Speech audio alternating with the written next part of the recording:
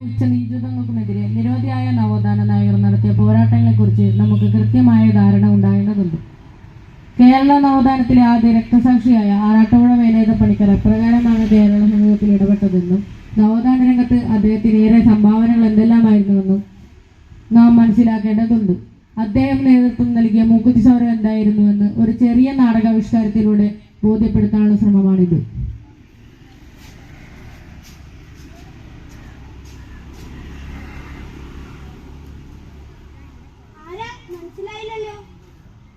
തമ്പുരാനെ കാണാൻ വന്നതാണ്. തമ്പുരാൻ ഉള്ളിലുണ്ട്. ആരാ? എന്താണെന്ന് പറയൂ.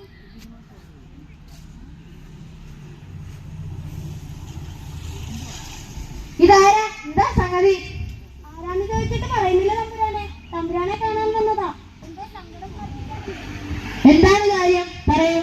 ഞാനാണ് വേലായുധ പണിക്കർ, ആറാട്ടുപുഴ വേലായുധ പണിക്കർ.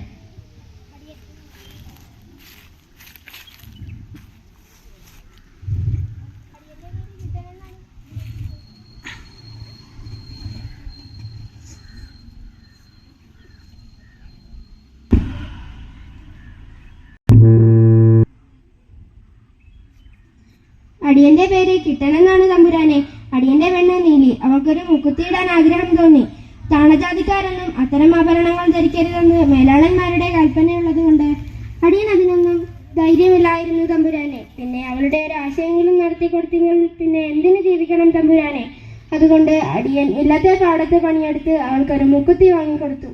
മുക്കുത്തി കിട്ടിയ അവളുടെ സന്തോഷം അത്രയ്ക്കുണ്ടായിരുന്നു. എന്നിട്ട് ഇപ്പോഴെന്ത് പറ്റി കിട്ടാ? മേലാളന്മാരുടെ കൽപ്പനയില്ലാതെ മുക്കുത്തി ധരിച്ച കുറ്റത്തിന് അടിയന്റെ പെണ്ണിനെ അവർ എന്തോ കിട്ടാ? പറയൂ. അടിയന്റെ പെണ്ണിനെ അവർ തല്ലിച്ചതച്ചു തമ്പുരാനെ. അവളുടെ മുക്കുത്തി അവർ പറിച്ചെടുത്തു. എന്ത് അക്രമമാണ് അവർ കാണിച്ചത്? ഇതിനെതിരെ നാം പ്രതികരിക്കും. അതവർ എതിർക്കില്ലേ തമ്പുരാനെ?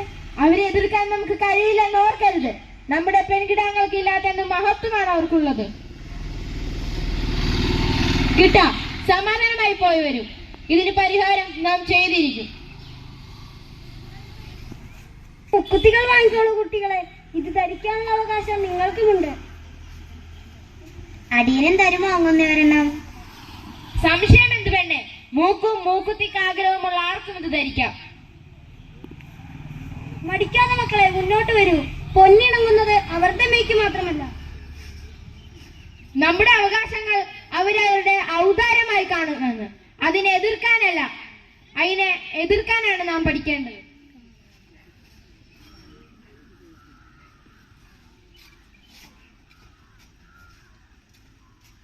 ചിരിതേ, ഇതിനൊക്കെ നന്നായി ചേരുന്നടി. എന്റെ ആളും പറഞ്ഞടി, നിനക്കും ചേർച്ചയുണ്ട്. അയ്യോ, ഏയ്, എന്താണ് ഈ കാണുന്നത്? ഈ പരീക്ഷകളും മൂക്കുത്തി ധരിച്ചിരിക്കുന്നു. ശിവ, എന്താണിത്? ഇവറ്റകൾക്ക് ഇപ്പോൾ എന്തുമാകാമെന്നായിട്ടുണ്ട്. ഞങ്ങളുടെ സ്ത്രീകൾ ധരിക്കേണ്ട ആഭരണമാണിത്. ഇതുപോലെ ധരിച്ച ഒരു സ്ത്രീയുടെ മൂക്കുത്തി പറിച്ചത് അറിഞ്ഞില്ലേ നീയൊന്നും? അടിയങ്ങളോട് കൊടുക്കണേ തമ്പുരാനെ. വേലായുധ പണിക്കർ അദ്ദേഹം തന്നതാണേ. പേടിക്കാതെ പെണ്ണെ, വേലായുധ പണിക്കർ അദ്ദേഹം പറഞ്ഞത് ഓർമ്മയില്ലേ? ഇത് നമ്മുടെ അവകാശമാണ്. എന്തിനു ഭയക്കണം? അത്രയ്ക്ക് അഹങ്കാരമോ? അടിയാള പരിശീലർക്ക് ഇവറ്റകൾ ഇത് ശരിയാക്കിയിട്ട് തന്നെ കാര്യം.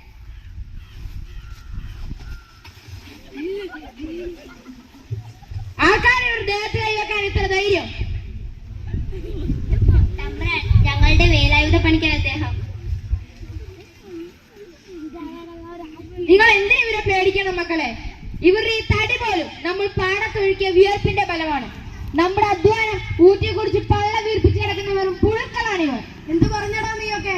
പറഞ്ഞത് സത്യം തന്നെയാണോ? ഞങ്ങൾ പാടത്ത് പണിയെടുക്കാതിരുന്നാൽ പട്ടിണിയാവുന്ന നീയൊക്കെ തന്നെ. പിന്നെ എന്തിന് ഞങ്ങളുടെ പെൺകുട്ടികൾക്ക് മൂക്കുത്തി അടിക്കാൻ നിന്റെയൊക്കെ അവകാശം വേണം? ഒരു ഭയമാണ് തമ്പുരാനെ. എന്തിനു ഭയക്കണം? ഇത് നമ്മുടെ ലോകം. ഇവരാര് നമ്മളെ ഭരിക്കാൻ? തിരുവിതാംകൂറിലെല്ലാം മേലാണന്മാരുടെ ശ്രദ്ധയ്ക്ക്. ഇനി മുതൽ നാം മംഗള വേലായുധ പെരുമാളിന്റെ ഉത്തരവിൽ തിരുവിതാംകൂറിലെ എല്ലാ സ്ത്രീകളും മൂക്കുത്തി ധരിച്ചു നടക്കും. ഇതിനെതിരെ പ്രവർത്തിക്കുന്നവരെ തല നാം എടുത്തിരിക്കും.